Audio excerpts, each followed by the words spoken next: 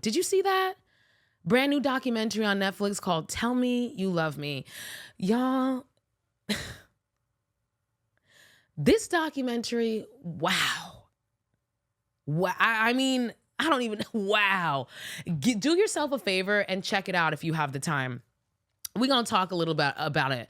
So basically, this documentary is about Anna Stubblefield, who was a former Rutgers University professor, ethics professor, no less.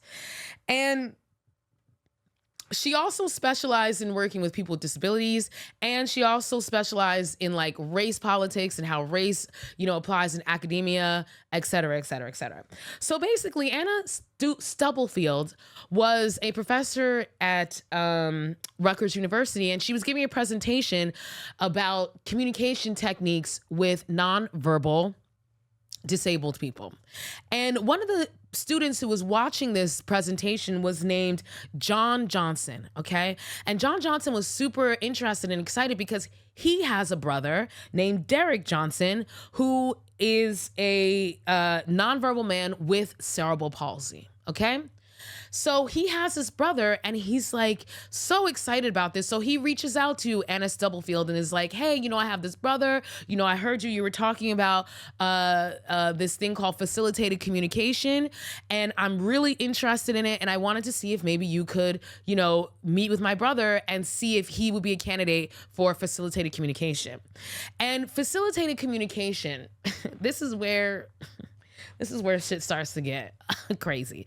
So facilitated communication is basically a technique that people who work with nonverbal disabled children and adults created in order to access communication with them. And basically how it works is like this. They have a little keyboard where they can go in and type out their thoughts.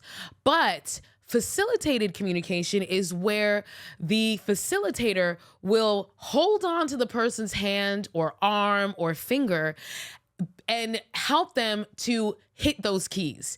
Because some people with certain disabilities like cerebral palsy have motor control issues. So they have a hard time, hitting small keys because they have motor control issues.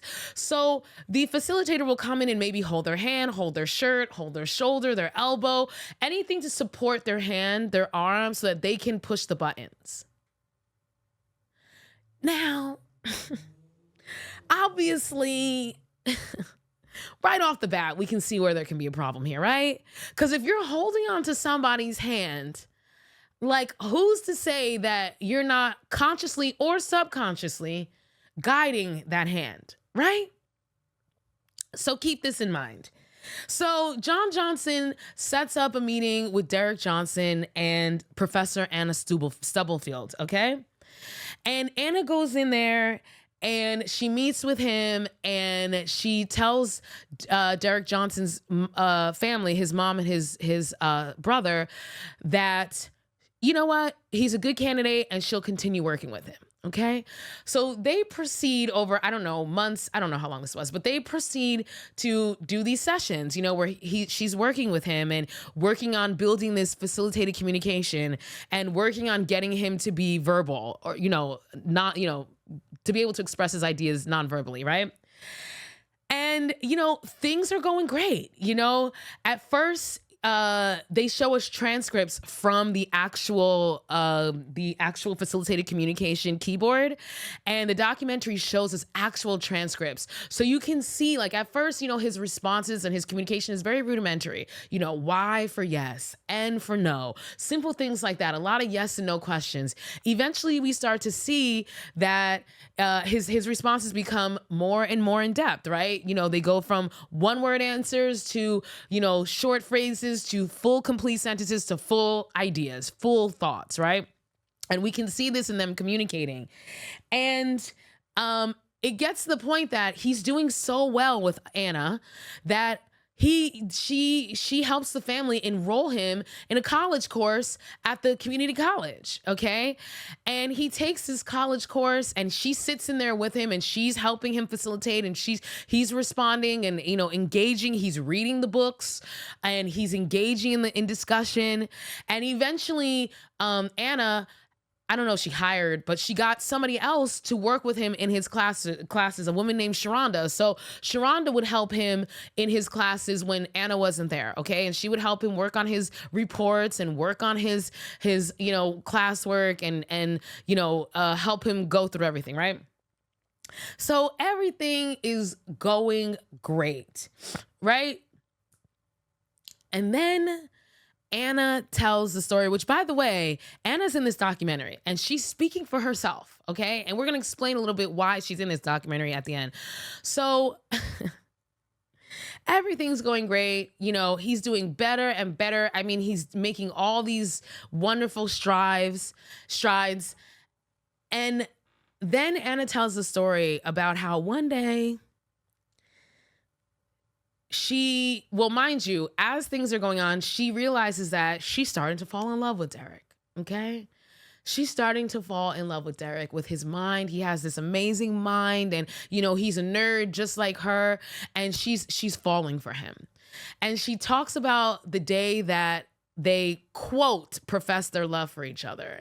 And she says that, they're typing on this thing during one of his sessions, and she tells him that she loves him. And he responds, I know. I love you too. And according to her, he then asks her to kiss him. And she does. And she talks about how that was the beginning of their relationship. And they continue to have an intimate relationship. They even have sex, according to her, as she put it. They made love, quote, made love, yikes, okay, in her school office. And mind you, she's speaking openly about this, okay? She laid him down on the goddamn floor, okay? And they, quote unquote, made love, according to her. All right? So after this relationship continues, eventually it gets to a point where she's like, we got to tell your family that we're in love.